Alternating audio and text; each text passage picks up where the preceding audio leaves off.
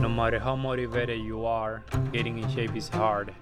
You start a new diet, go to the gym, everything is going well.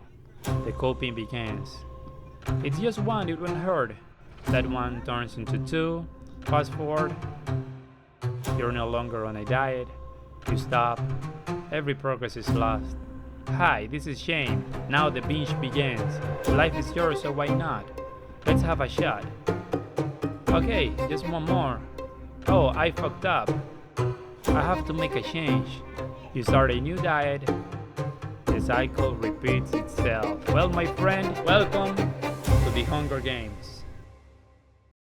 If we can condense all the information about losing weight, everything boils down to a hunger game, where the ones that can hold on for longer are the indisputable winners. I can try to make it sound nicer, but you already know that wouldn't be true, and everybody who tells you otherwise is a liar. That's why most fitness advice is bullshit. They know it's hard, they know it's not cute, but they won't tell you. You already know that to lose fat and get in shape, all you need is to eat less calories and move more, but why isn't everybody in shape already?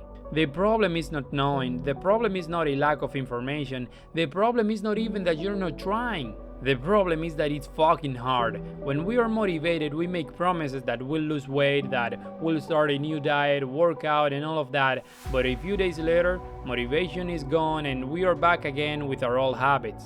This video is gonna be different than any other video you have watched about fitness so far. This video is the one that's finally gonna show you the real truth and teach you how you can get in shape. Pay full attention to this video because after watching it, I promise you won't struggle and stumble with the same song again. This is a video about psychology. What I'm gonna teach you here, it has all to do with mindset. Your fitness struggle is a mindset struggle, and once you change it, you'll see that everything will improve for you. So here is the thing, when I tell you to lose weight you just need to get into a calorie deficit and work out, you say yeah, that's true, I'm gonna do it then.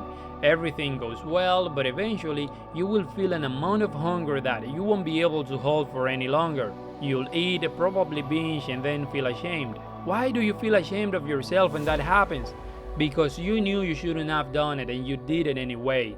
That's the problem, you see? You knew what you needed to do, yet you did the opposite. Was it a lack of information? Of course no. It's not your fault though, and I'm gonna show you why. Let's say you have a niche, and you say to yourself that you're not gonna scratch it. Fine, as long as you're thinking about it, you will not scratch it. But the moment your mind wanders a little bit, you will do it. You will scratch that fucking itch. How many times have you found yourself opening the fridge without thinking about it? How many times have you pulled out your phone and opened an app without meaning to? How many times has that happened? Probably thousands, right? So that is the first part of the problem. You know what you should do, you know what you shouldn't, yet your brain has been conditioned to do a certain things without thinking about it. You can try thousands of diets, but as long as you don't fix this part, you will fall back over and over even though you don't want to. Now, here is the second part of the problem, and don't worry that I will give you the solution for both in a bit. The psychologist Walter Mischel conducted an experiment that he called the marshmallow experiment. It was an experiment to explore the science of self-control, delayed gratification, and willpower. They were trying to see how children could delay gratification and how that could affect their lives. What they did is that they gave the children a choice. They could eat one marshmallow now, or wait 15 minutes and they would get 2 marshmallows. Some kids waited, some didn't. Interesting enough, some years later they noted that the kids who didn't wait 15 minutes basically performed worse in every single aspect of their lives, academically, socially, and even health-wise. But this is not what we care about in this video. What we care about is how the kids who waited and got 2 marshmallows were able to do it. Was it just pure willpower?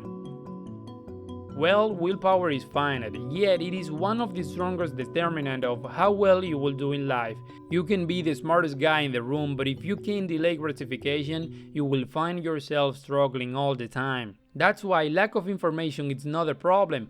Willpower and the ability to delay gratification are. But here's the good news, self-control is not fixed. With the right techniques, self-control can be improved. Because self-control is not about resisting temptation, but managing attention, beliefs, and emotions to align short-term actions with long-term goals. How do you do that? I'm glad you asked because the kids who waited gave us the answer. Walter Mischel found that the kids who successfully waited to get 2 marshmallows didn't just have willpower, they used specific techniques to resist the temptation. Here's what they did. Some kids shifted their focus away from the marshmallow, they sang songs in their head, others played with their hands or feet, some looked away, covered their eyes, or turned their chairs around. One girl imagined that the marshmallow was a hat for a tiny person, some kids pretended that it wasn't real, others imagined it was a cloud, and some kids visualized themselves enjoying the reward. They saw themselves eating the 2 marshmallows and enjoying it.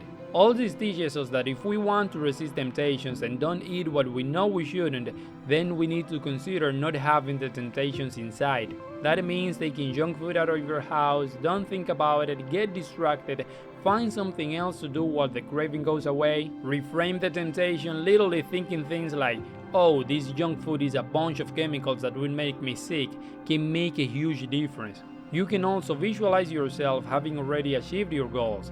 By seeing yourself like the person you want to be, you can actually override the cravings and act in a totally different way.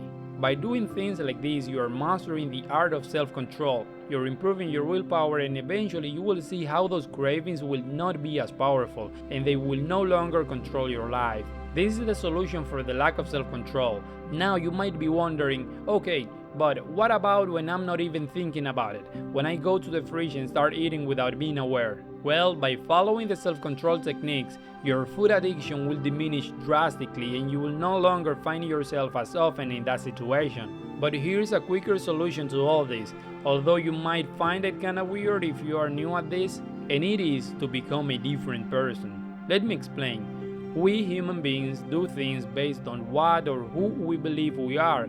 If we believe we are nice people, we'll do things nice people do, and don't do things that they don't. So if you believe you're a person with self-control, if you believe that you're an athlete or someone like that, you will act like that person and you won't do things that he wouldn't. I struggled with all this in the past, but the instant I saw myself as someone different, the moment I said to myself, okay, I'm a person who can control himself, I can resist temptation, I'm someone who doesn't eat junk food and work out consistently, everything changed for me and I no longer struggle with none of that because it's simply not who I am. The person who got you here, it's not the same that will take you there. The moment when you see yourself as the person who has what you want already, it's the moment when your life will change.